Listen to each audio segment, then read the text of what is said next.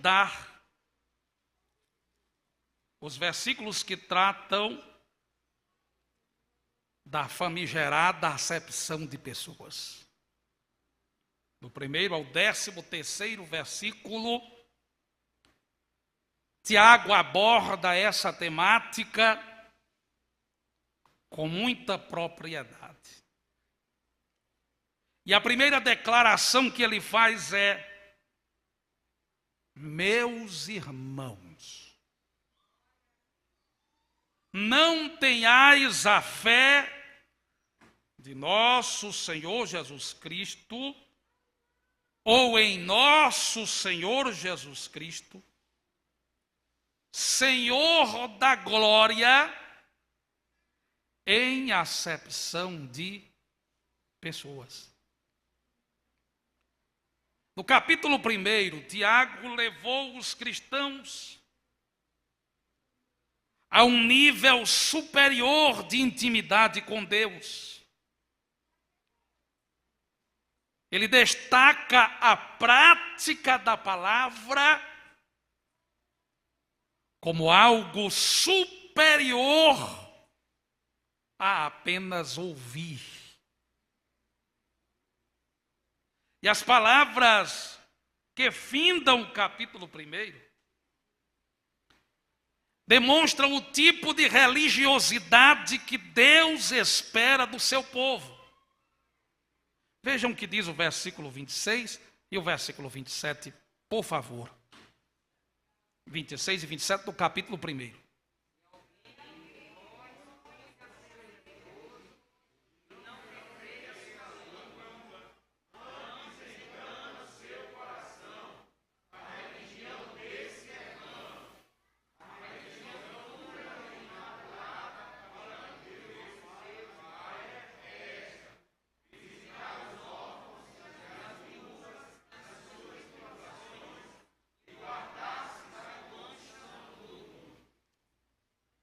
Tiago denuncia uma falsa religião para em seguida apresentar uma verdadeira. A falsa religião tem a ver com o domínio próprio. Pessoas que não refreiam a língua enganam-se a si mesmas. Tiago diz que elas enganam o próprio coração. Há uma verdade naqueles que muito se expressam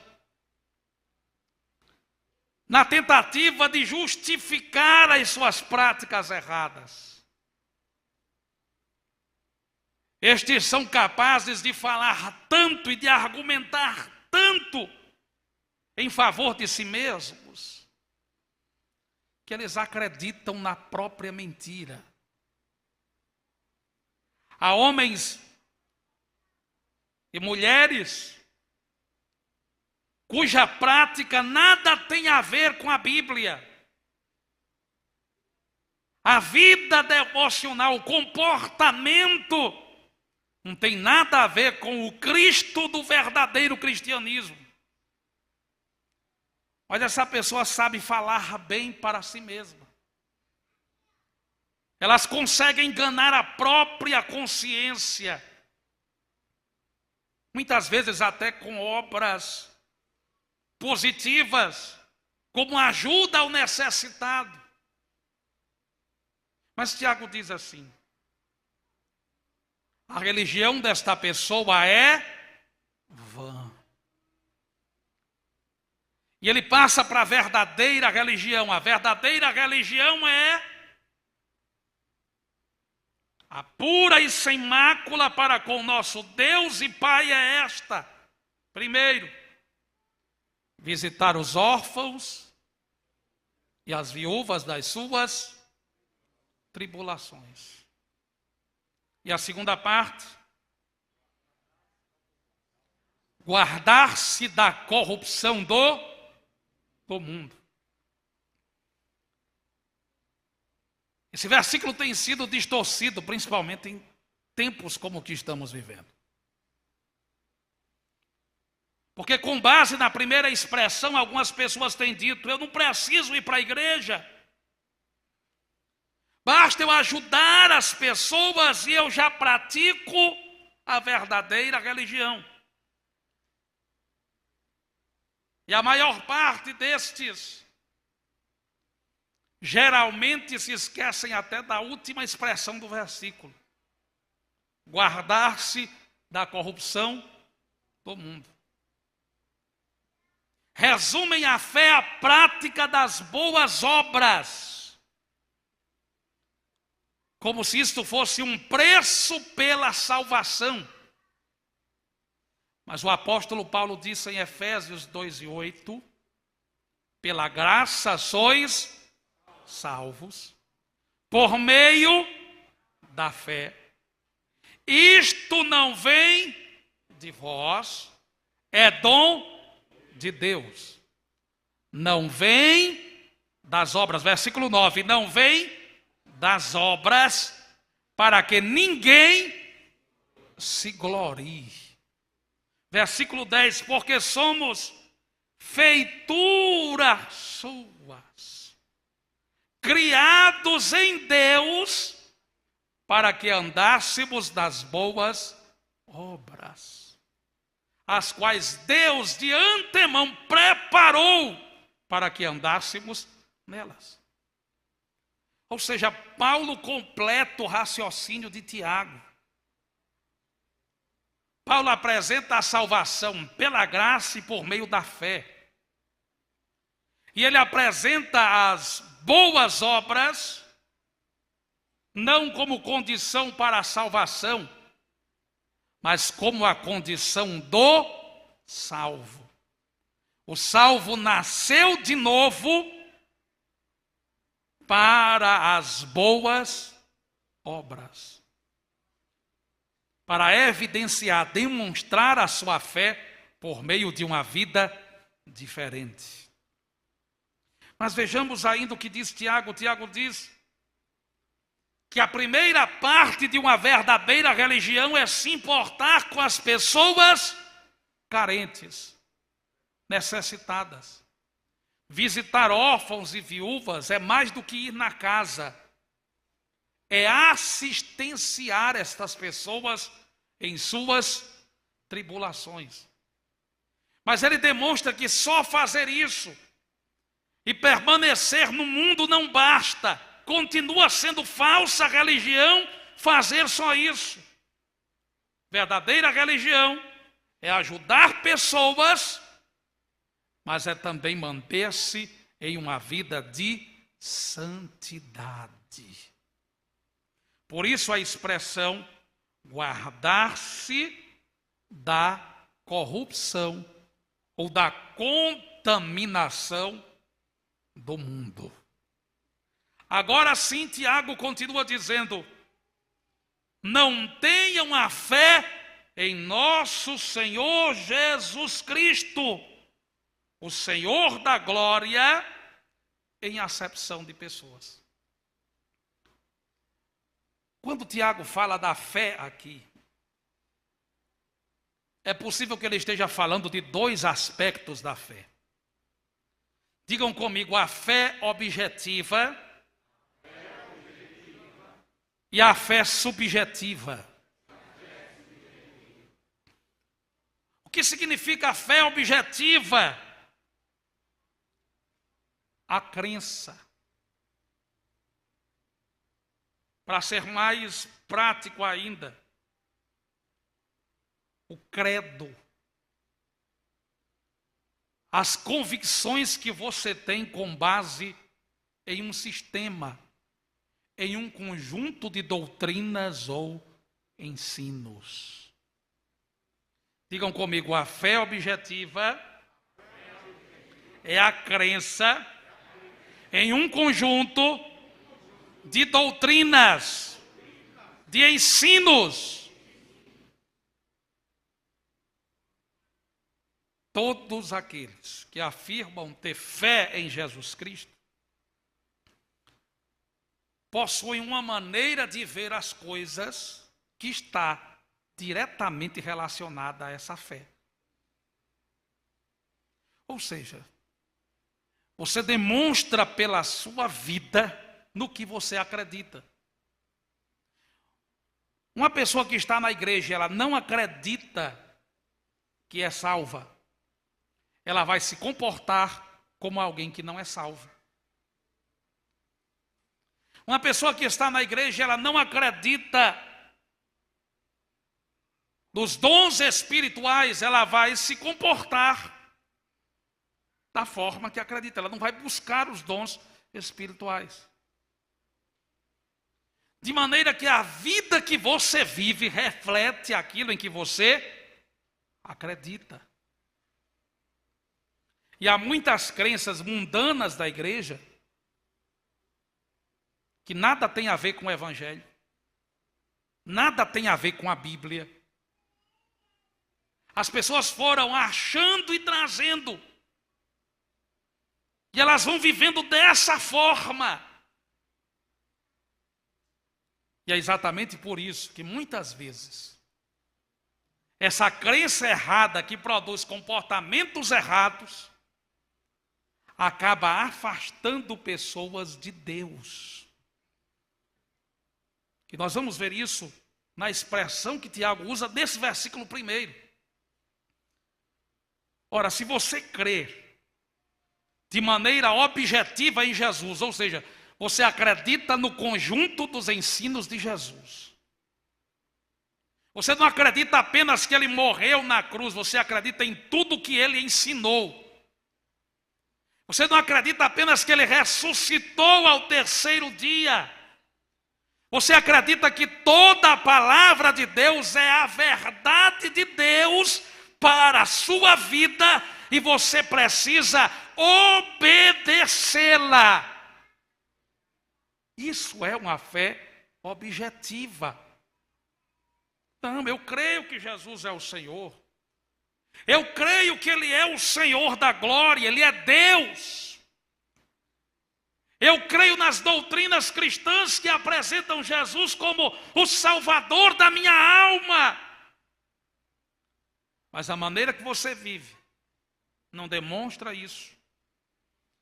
Então a sua fé, o seu conjunto de crenças, possui algum defeito. É bem provável que você não tenha estudado nada da Bíblia,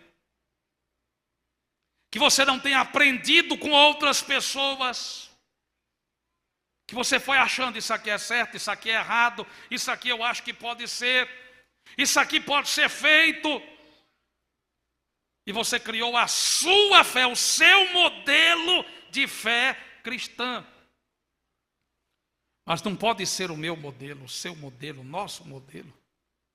Digam comigo, precisa ser o modelo da palavra de Deus.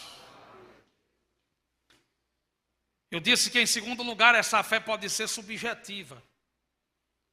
Objetiva tem a ver com a crença. Digam comigo, com aquilo que entendemos sobre o ensino de Jesus. Agora, a fé subjetiva, ela é a confiança e a entrega aos cuidados do Senhor em nossa vida. Essa fé subjetiva é aquela fé que você demonstra na hora de uma provação. É a fé que você demonstra quando as coisas estão dando errado para a sua vida. E ainda assim você está dizendo, eu não saio do meu lugar. Eu permaneço em Jesus Cristo. Caindo, falhando, tropeçando, precisando amadurecer. Mas eu permaneço aqui. Os dois tipos de fé são importantes. Porque na verdade elas se completam e transformam-se em uma fé. E essa é a fé inabalável, é a fé inteligente, é a fé consciente, é a fé que sabe do que está se apegando. A nossa fé, ela é capaz de se autoexplicar. Como assim? Quando alguém questiona, por que é que você acredita tanto em Deus? Por que é que você vive na igreja? Por que é que você continua em oração, confiando na Bíblia? Você consegue explicar isso? Primeiro, porque o meu Deus nunca falhou em nenhuma de suas promessas. Segundo, tudo que a palavra diz que eu devo fazer, ou que eu não devo fazer, são o projeto de Deus para a minha vida. E quando eu vivo isso, eu vivo feliz.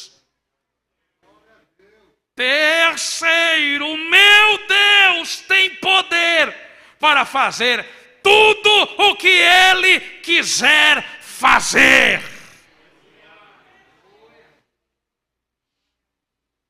Tiago disse, se você crê em Jesus, se você crê que Ele é o Senhor da glória, por que é que você está fazendo acepção de pessoas? Não faz sentido você dizer que acredita nele, que abraça os ensinos dele, que tem uma fé inabalável nele mesmo na hora de grandes tribulações, mas você vive essa fé em acepção de pessoas. Digam comigo, as verdadeiras convicções que temos sobre Deus são demonstradas pela maneira como tratamos as pessoas. Vamos repetir isso? Digam comigo, as verdadeiras convicções que temos sobre Deus são demonstradas pela maneira como tratamos as pessoas. Você pode pingar fogo, você pode falar em línguas estranhas, você pode ter dons espirituais, você pode ter a fé que remove montanhas, mas se você vive a sua fé em acepção de pessoas, se você não trata as pessoas corretamente,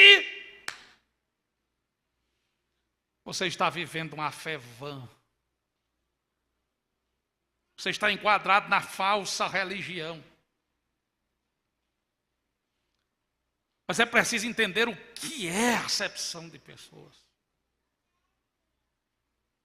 O que significa fazer acepção de pessoas? Vamos começar entendendo o que não é, para depois sabermos o que é. Hierarquia não é acepção de pessoas. Porque se fosse o próprio Deus faria acepção de pessoas. Deus criou os seres angelicais, mas todos os anjos são do mesmo jeito? Não. Ele criou querubins, ele criou os serafins, ele tem arcanjo. E o que diferencia cada um? A função. O objetivo pelo qual foram criados. Uns são mais poderosos até do que outros, mas não tem mais anjo do que outro. São seres angelicais. Do governo de Israel, a nação que Deus escolheu no Antigo Testamento para serem os seus representantes, Deus estabeleceu hierarquia desde o sacerdócio e posteriormente a realeza. O que diferencia na hierarquia uma pessoa de outra é o tamanho da responsabilidade que carrega. Um pastor não é maior do que uma ovelha. Ele também é ovelha. mas repousa sobre ele como líder uma responsabilidade maior do que sobre outras pessoas. O próprio Tiago diz que a medida do juízo é maior para os que querem ser mestres do que para outras pessoas. Sabe pela Bíblia quem são as únicas pessoas no Novo Testamento que a palavra manda repreender publicamente? Os presbíteros. A Bíblia manda repreender os presbíteros publicamente, para que essa repreensão pública sirva de lição para outras pessoas. Por que Deus faz isso? Por que Ele estabelece da igreja apóstolos? Por que Ele estabelece da igreja profetas, pastores, mestres, doutores? Efésios 4, 11 e 12, ele explica: para o aperfeiçoamento dos santos, para a obra do ministério. Digam comigo, hierarquia não torna ninguém grande. A hierarquia dá privilégios, mas dará ainda mais responsabilidades. Reconhecer ou dar honra a autoridades também não é fazer acepção de pessoas. Se entra por nossas portas um representante do povo, é mais do que um político. Embora ele viva na vida pública, quando ele é eleito, ele não é só político. Ele se torna uma autoridade, porque foi escolhido dentre o povo para servir o povo. É errado ter um lugar específico para ele na igreja? Claro que não. Não é acepção de pessoas dar um lugar diferente. E particularmente penso que esse lugar deve ser embaixo. Mas pastor, eu já vi político aqui em cima, subiu sem ser chamado. Ninguém me viu chamando político aqui para cima. Ficava mais feio mandar para baixo. Acabei tolerando para não ser mal educado. Mas chamar não. E por que não? Porque um lugar diferenciado é diferente de um lugar no púlpito. Mas pastor, é possível dar uma oportunidade para se dirigir ao seu povo? É possível. É possível. Principalmente para se tratar de questões públicas. Mas sobre questões espirituais não há autoridade espiritual sobre eles para isso. A não ser que seja um crente, lavado e remido pelo sangue de Jesus e que tenha a oportunidade de pregar a palavra. O que eu quero mostrar a vocês é: hierarquia não é acepção de pessoas. Dar um espaço para autoridades no templo, num lugar diferenciado, não é fazer acepção de pessoas, porque está sendo honrado o que ele representa. Ele representa as pessoas. Pastor, e na Bíblia existe isso? Claro que sim. A honra para reis. Inclusive no Novo Testamento, a ordem do apóstolo Paulo em Romanos 13 para a submissão a toda autoridade. O apóstolo Pedro manda honrar o rei. E estavam falando isso em tempos em que as autoridades perseguiam abertamente a igreja. Abertamente. Então não ponha na sua cabeça: a igreja hoje tinha lá um político e foi dada uma cadeira a ele específica lá embaixo. E ele se dirigiu às pessoas. Isso é acepção de pessoas. Se fosse qualquer outro, não teria. Não, não é acepção de pessoas. É o respeito ao poder que ele representa. E esse poder que ele representa não é nem dele. E nem é do povo, embora ele tenha sido eleito pelo povo. A Constituição diz que todo poder emana do povo. Mas nisso discordamos da Constituição brasileira e de qualquer outra. Todo poder emana de Deus. É Ele quem estabelece autoridades. Então, quando a gente respeita um representante do povo, na verdade, a gente respeita a autoridade de Deus que está sobre ele. É mais do que o povo, é a autoridade de Deus. Então, isso aqui não é acepção de pessoas. Agora, se por estas portas entra um rico empresário, e a ele é dado um lugar no púlpito pela condição financeira dele, um tratamento especial mesmo na nave da igreja, porque se sabe que ele é dono de grandes propriedades. Para ninguém é oferecido água na igreja, mas para ele tem uma aguinha especial. Depois do culto tem um cafezinho esperando ele no gabinete pastoral. Tudo para ele é diferente porque está sendo visto a roupa que ele se veste, o dinheiro que ele tem. Como se chama isso? Acepção de pessoas. Ao mesmo tempo em que entra este rico, que tem um tratamento VIP dado por todo mundo, entra também um pobre, mal vestido, com um odor questionável, e as pessoas começam a fazer questão de deixar ele sozinho no banco. Tiago chama esse comportamento de acepção de pessoas. E por que isso é grave?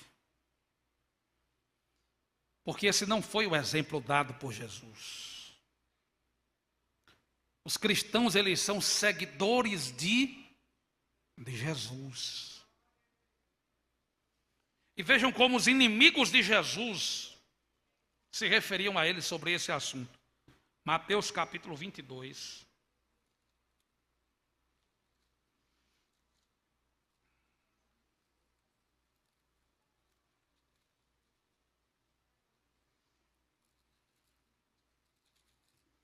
Mateus capítulo 22, versículo 16.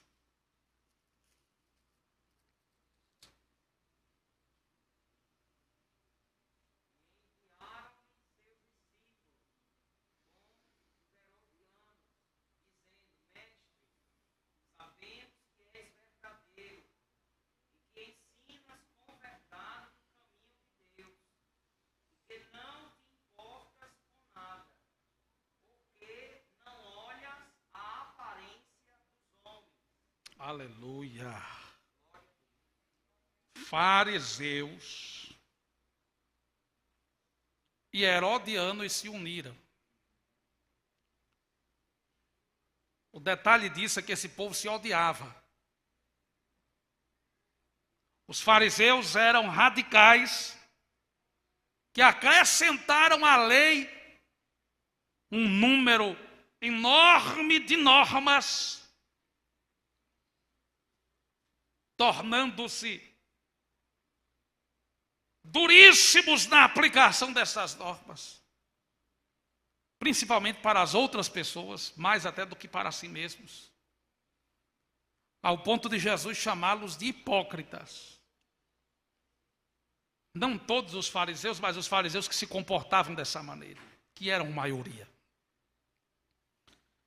Os herodianos eram o partido de Herodes, aqueles que tinham se aliado ao governo. Essas pessoas não conseguiam se entender. Mas, para prejudicar Jesus, se uniram. Quantas vezes a gente não vê isso acontecer? Pessoas que não se entendem, que não se suportam, se unem para derrotar outra. Isso não acontece? Isso acontece na política, isso acontece nos relacionamentos, às vezes até na família. Mas, quando essas pessoas se uniram, certamente procuraram brecha em Jesus para fazerem uma acusação e não acharam nenhuma. E quando foram ter com Jesus, disseram assim: nós sabemos que és verdadeiro. Agora, como é que eles sabiam que Jesus era verdadeiro e não seguiam a Jesus? Sabemos que ensinas o caminho de Deus. E por que é que eles não davam ouvidos? Ensinas de acordo com a verdade. Agora, olhe que declaração eles fazem. E tu fazes isso, ou tu fazes isso, sem te importares com quem quer que seja. A última expressão diz: porque não olhas a aparência dos.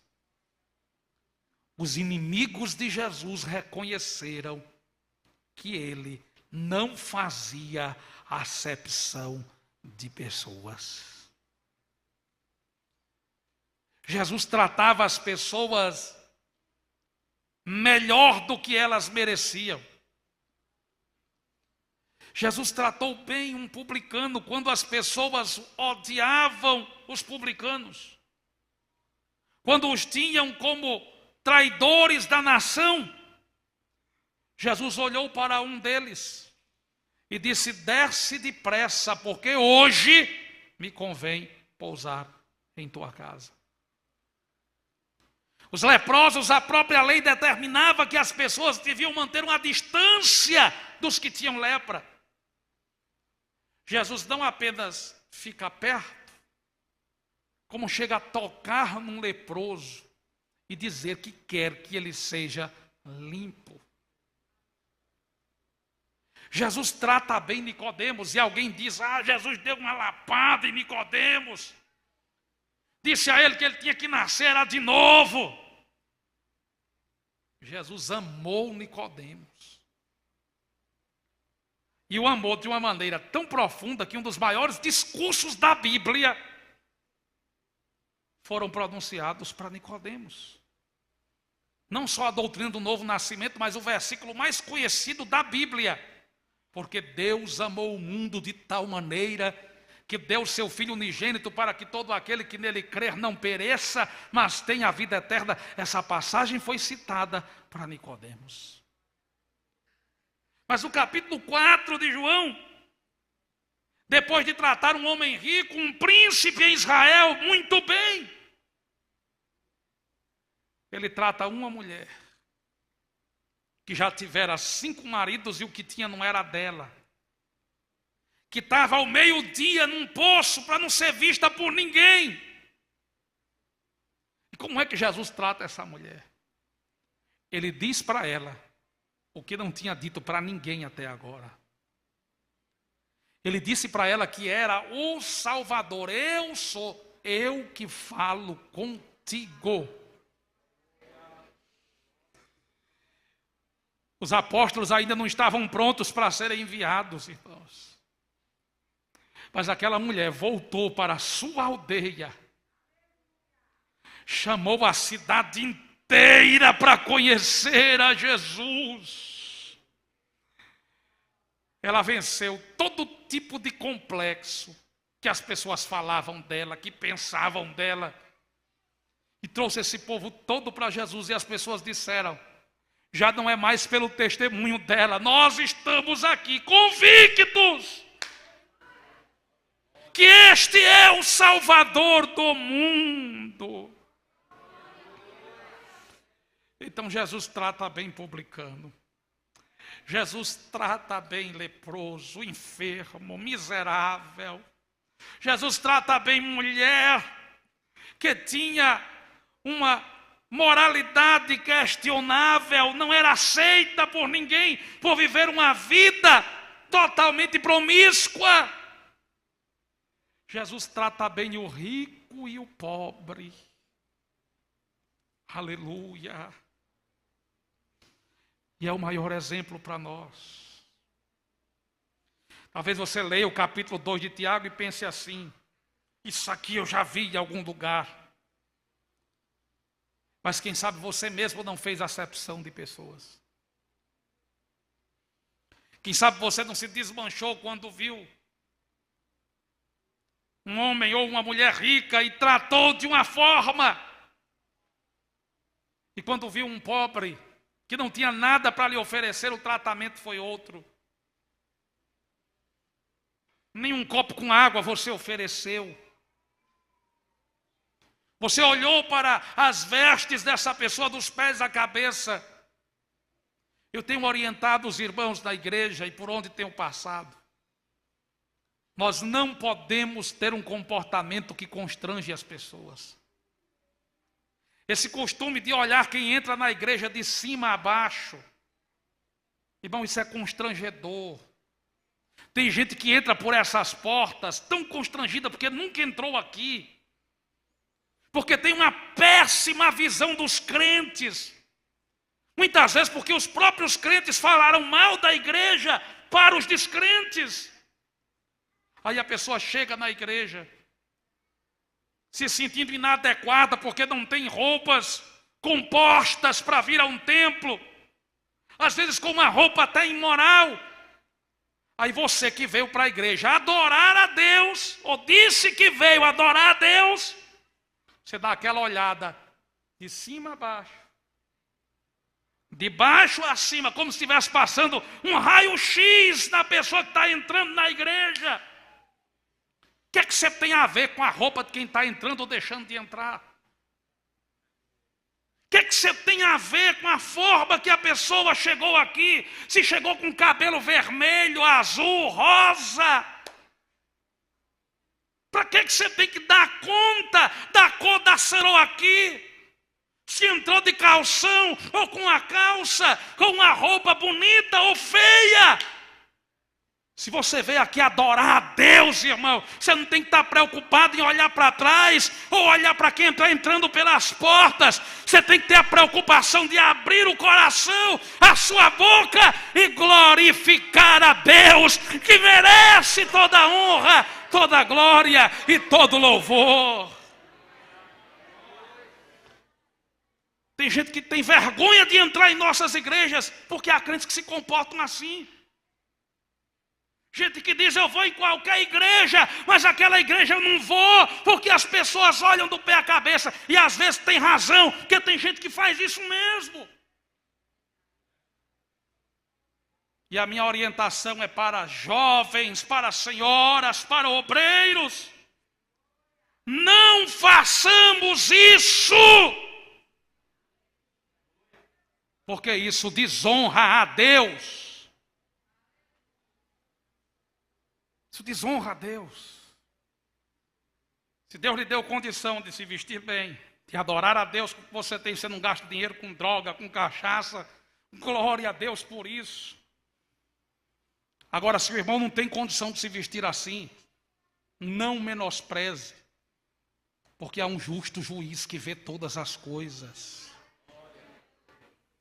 Vamos para Tiago capítulo 2. Versículo 2, como é que diz?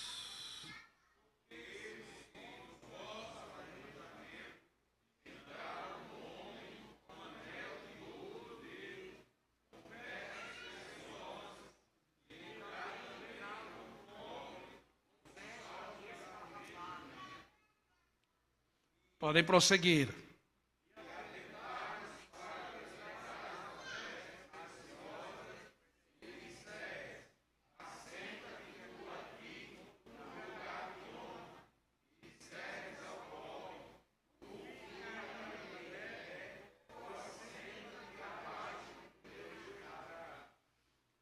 Versículo 4.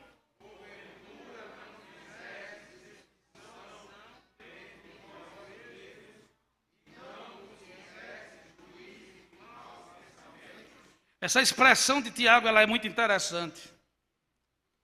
Vos fizestes juízes de maus pensamentos.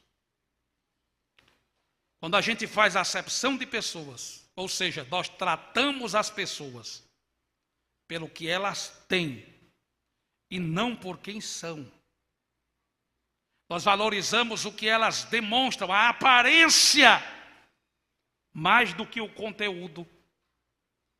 Nós deixamos de honrar a Jesus Cristo, que é o exemplo que temos para a vida cristã. E de acordo com Tiago, nós nos tornamos juízes de maus pensamentos. E onde estão os maus pensamentos aqui? Nos critérios que nós escolhemos. Os critérios que nós escolhemos. Irmãos, isso aqui, Tiago faz uma aplicação à sinagoga, ao lugar da reunião, à assembleia, a um lugar de culto. Alguns dizem que pode ser um tribunal. Mas às vezes, olhe bem para mim, preste atenção nisso, porque isso é muito sério. Às vezes isso aqui não é feito dentro da igreja. Às vezes isso é feito no ambiente de trabalho. Onde você trabalha? Você é funcionário público e tem que atender todo mundo. Aí você trata melhor quem se veste bem. E você trata com desprezo quem você acha que não tem nada. Quantos vendedores já passaram vergonha num ambiente privado? De vez em quando a gente escuta a história de alguém que foi comprar um carro e foi mal atendido porque olharam e a criatura estava lá de bermuda, de chinela havaiana. E a havaiana agora é chique, né? Mas antigamente chamava de chinela japonesa. E a pessoa às vezes não levava nenhuma bolsa, muitos levavam uma ponchetezinha, um saco cheio de moeda. E a pessoa olhava assim, é isso aí, não dava nem atenção. Aí a criatura chegava lá, comprava o carro à vista. Isso acontece muito em loja, irmão. Principalmente com mulheres. Principalmente com mulheres, porque às vezes as mulheres têm esse miudinho assim, precisa ser tratado por Jesus. A irmã chega lá, vai comprar a sandália e você está atendendo. A irmã não tem condição de comprar essa sandália, não. Olha assim dos pés à cabeça, trata mal. Não dá nem atenção. Quando vê de longe, vixe, já vem só olhar preço. É um direito dela olhar o preço. E é dever seu atender bem. Ah, pastor, não sabia que isso tinha a ver com isso, não. Pensei que tinha a ver só com culto. Tem a ver com a acepção de pessoas. E às vezes você não faz na igreja, mas faz no ambiente público, faz no ambiente privado, faz na porta de casa. E a palavra diz que isso aqui é errado. Isso é se fazer juiz de mau pensamento. Você está julgando com princípios errados. E eu vou um pouquinho além. Nem sempre é por questão financeira, pela maneira de se vestir. Tem crente que ainda não foi liberto do racismo. Tem crente que tem filho e diz, ah, meu filho não vai casar com gente de cor. Não gosto de ver meu filho brincando ali com a menina escurinha, preta, negra. Tem gente, irmão, dentro da igreja antigo. E detalhe, não é o lourinho da coroa do irmão Genival citou aqui, não.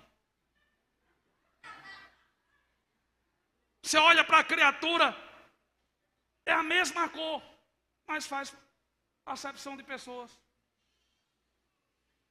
Não, eu não quero não, eu não gosto nem de sentar perto de gente assim. Aí você olha para a pessoa, ela é exatamente da mesma cor. Que evangelho é esse?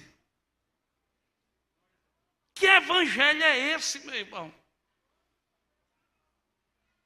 Isso às vezes aparece até nas brincadeiras, nas bonecas, nos brinquedos que você compra para seus filhos. Você não consegue comprar uma boneca preta porque você diz, não, isso aqui é muito feio. Por que é feio? Por que é feio? Se todos aqui foram feitos imagem e semelhança de Deus. Não, pastor, o senhor está trazendo questões aqui políticas. Não, eu estou falando de questões reais. Reais. Ou isso não acontece em Tangará, só acontece em outras cidades. Isso acontece em todo lugar onde tem gente, tem ruindade, irmão. Porque a natureza humana não é boa, ela é caída, depravada, corrompida. Se faz acepção de pessoas quando há tratamento diferenciado com base no que a pessoa tem e não no que ela é.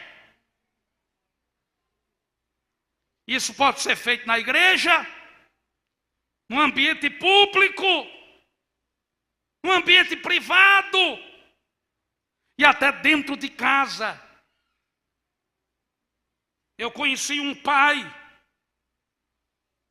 que tinha filhos e havia diferença de cores entre os filhos.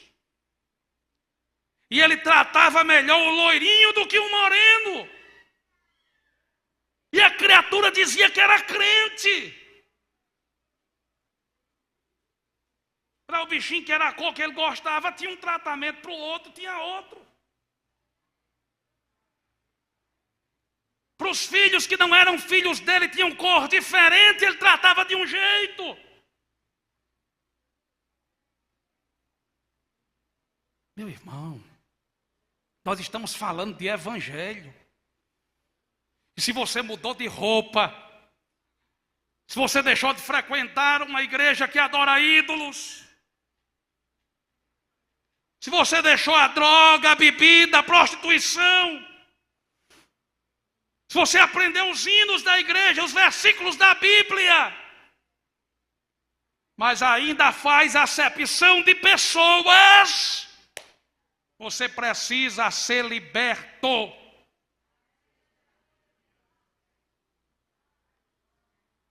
Vamos afunilar ainda mais o negócio. Tem pais que ensinam errado os seus filhos. Você vai casar, minha filha, com um homem rico. Queira conversa com fulano, não, que ele é pobre. Você tem que procurar uma pessoa que seja bonitinha, nariz afilado. Vai casar com pica-pau?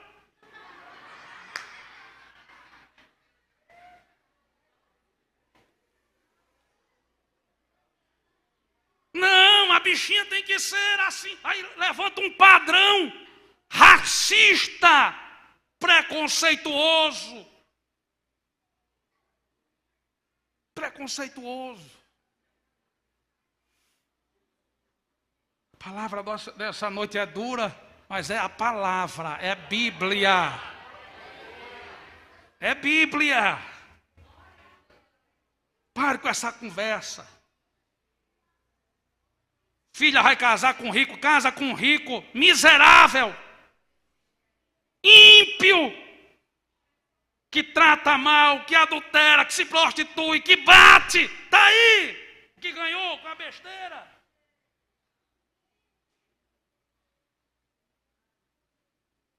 Case com um pobre, agora case com um pobre que teme a Deus. Se for para casar com um rico, case com um rico que teme a Deus. Pastor, o senhor entrou em contradição? Não. Eu disse que a acepção de pessoas é tratar uma pessoa de acordo com o que ela tem e não com o que ela é. O que é que o senhor quer dizer com isso? Que um rico pode temer a Deus? Pode. Um rico pode ser crente? Pode. Da mesma forma que um pobre pode ser ruim, ímpio, sem temor a Deus. O que eu estou dizendo é: ensine seus filhos a, quando procurar alguém para casar, procurar alguém que tema a Deus. O primeiro requisito aqui não é o que ele tem, o que ela tem de dinheiro, não. É o caráter, e o caráter cristão. Porque se for homem de Deus, não vai ser preguiçoso. Se for mulher de Deus, não vai ser promíscua. Se for crente de verdade, vai dar a volta por cima. E Deus será glorificado por meio da sua vida. Oh, raha, tuide sou yahara marahasia. Aleluia. Não faça-se juiz de mau pensamento. Porque isso é um posicionamento contra Deus. Tiago foi quem disse isso. Você tomou posição contra Deus. Olha o que é que diz o capítulo 2.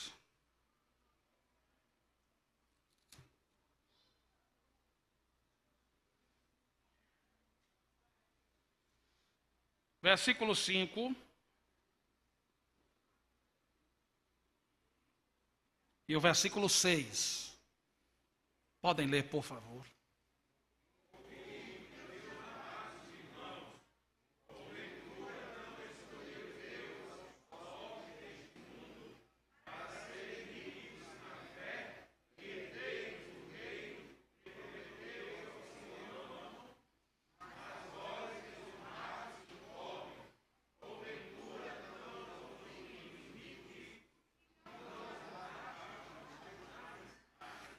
Prestem atenção, Tiago não está fazendo aqui uma guerra de classe, de rico e pobre, não.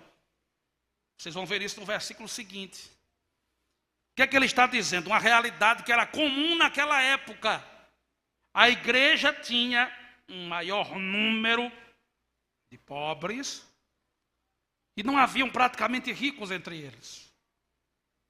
Os ricos, e é possível que Tiago estivesse se referindo a judeus, eram os que oprimiam a fé cristã naqueles dias. E não deveriam ter tratamento diferenciado por causa dos recursos materiais. E Tiago faz uma acusação, ele diz: Deus escolheu os pobres. Preste atenção, Deus não escolhe ninguém pobre porque é pobre. Não é por isso. Não é condição financeira que determina a salvação. Nem comunhão com Deus. Nem princípios bíblicos como humildade e simplicidade. Porque eu conheço ricos humildes e simples e pobres, orgulhosos, soberbos, prepotentes. Talvez você conheça gente assim. Mas o que é que Tiago está dizendo? Tiago está dizendo que quem age assim tomou posição contra quem escolheu. Quando você age assim por causa da cor, por causa das riquezas, você está tomando posição contra Deus. É contra Deus. Não se deve fazer acepção de pessoas, porque quem faz isso se torna juiz de maus pensamentos. E o que é que se deve fazer? Versículo de número 8, o que é que diz?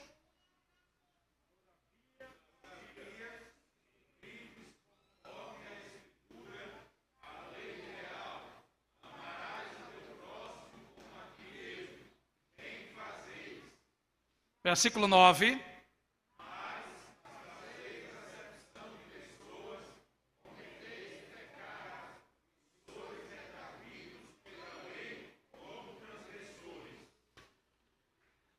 Tiago agora está mostrando que ele não tem preconceito nem com quem é rico, nem com quem é pobre. Ele conclui dizendo que a lei que eles deveriam observar era a lei real. Que lei real é essa? Amarás o teu próximo como a ti mesmo. Quem ama, conforme está escrito na palavra, não comete injustiça por causa de recursos materiais, nem por causa de cor, de raça. Não comete. Pastor, o que é que diz a Bíblia sobre isso? Eu não vou mandar ler todos os versículos. Mas eu quero mostrar que em Levítico capítulo 19, versículos 11 a 18, há uma referência sobre tratamento fundamentada na lei do amor, a lei real. Abra sua Bíblia, por favor, meu irmão.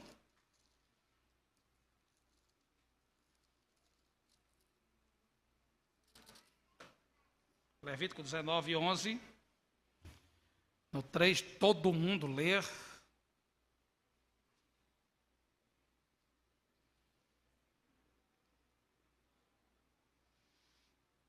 Vamos lá? 1, 2, 3.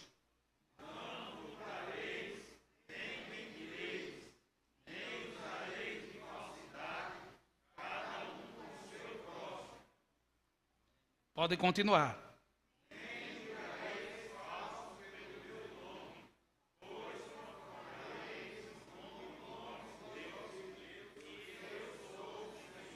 Treze.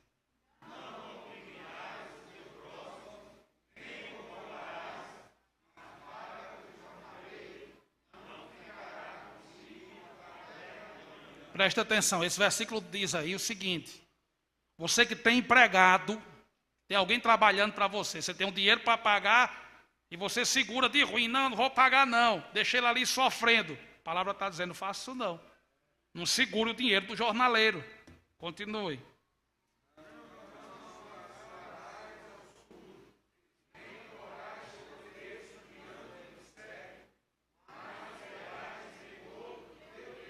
Agora o 15.